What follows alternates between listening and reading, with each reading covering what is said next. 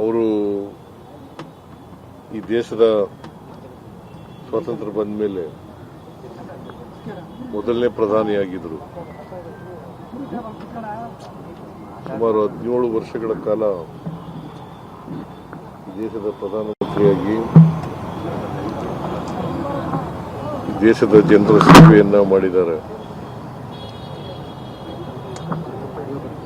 ಅವರು 1964ನೇ ಇಸ್ವಿನಲ್ಲಿ ಮೇ ತಿಂಗಳಲ್ಲಿ ನಿಧನರಾದರು.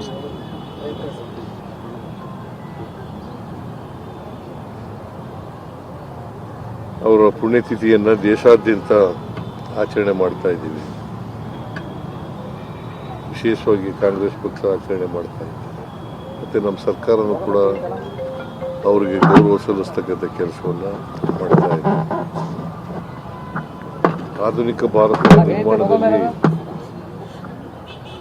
ನೆಹರೂರವರ ಪಾತ್ರ ಬಹಳ ದೊಡ್ಡದು ಅಂತಕ್ಕಂಥ ಮಾತುಗಳನ್ನು ಈ ಸಂದರ್ಭದಲ್ಲಿ ಹೇಳಬೇಕಾಗುತ್ತದೆ.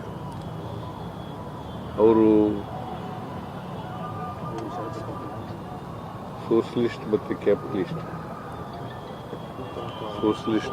ಕ್ಯಾಪಿಟಲಿಸ್ಟ್ ಅದರ ಮಧ್ಯೆ ಇರ್ತಕ್ಕಂಥ ಮಿಕ್ಸೆಡ್ ಎಕಾನಮಿನ ಅದಕ್ಕೆ ಹೆಚ್ಚು ಒತ್ತು ಕೊಡ್ತಕ್ಕಂಥ ಮಾಡಿದ್ದಾರೆ.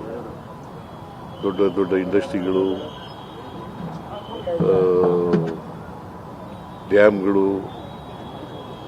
ಈ ದೇಶದಲ್ಲಿ ಬರಬೇಕಾದ್ರೆ ಮತ್ತೆ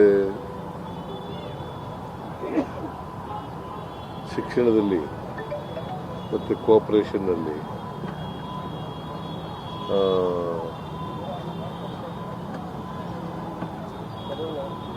ಸೈಂಟಿಫಿಕ್ ಮನೋಭಾವ ಬೆಳೀಲಿಕ್ಕೆ, ಇವತ್ತು ಇಡೀ ದೇಶದಲ್ಲಿ ಸೈಂಟಿಫಿಕ್ ಮನೋಭಾವ ಬೆಳೀಲಿಕ್ಕೆ ನೆಹರೂರವರು ಕಾರಣ ಅಂತಕ್ಕಂಥ ಮಾತುಗಳನ್ನು ಹೇಳಲಿಕ್ಕೆ ಬಯಸ್ತಾರೆ.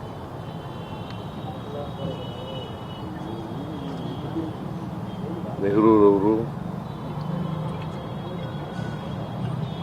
ಪಂಚವಾರ್ಷಿಕ ಯೋಜನೆಗಳನ್ನು ಮಾಡಿ ಈ ದೇಶದ ಪ್ರಗತಿಯನ್ನು ವೈಜ್ಞಾನಿಕವಾಗಿ ವೈಚಾರಿಕವಾಗಿ ಬೆಳೆಸ್ತಕ್ಕಂಥ ಪ್ರಯತ್ನವನ್ನು 17 ವರ್ಷಗಳ ಕಾಲ ಮಾಡಿದರು. ಅವರು ನಮ್ಮನ್ನು ಆಗಲಿ ಈಗಾಗಲೇ ಸುಮಾರು 62 ವರ್ಷಗಳಾಗಿ ಬಂದಿದೆ.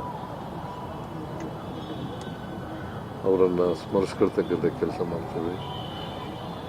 ನಾವೆಲ್ಲರೂ ಕೂಡ ಅವ್ರನ್ನ ಸ್ಮರಿಸ್ಕೊಂಡು ಅವರು ಹಾಕಿಕೊಟ್ಟಂಥ ದಾರಿನಲ್ಲಿ ನಡೀತಕ್ಕಂಥ ಪ್ರಾಮಾಣಿಕ ಪ್ರಯತ್ನವನ್ನು ಮಾಡ್ತೇವೆ ಅಂತಕ್ಕಂಥ ಮಾತುಗಳನ್ನು ಹೇಳಿ ಅವರ ಆತ್ಮಕ್ಕೆ ಚಿರಶಾಂತಿ ದೊರಕಲಿ. ಅವರು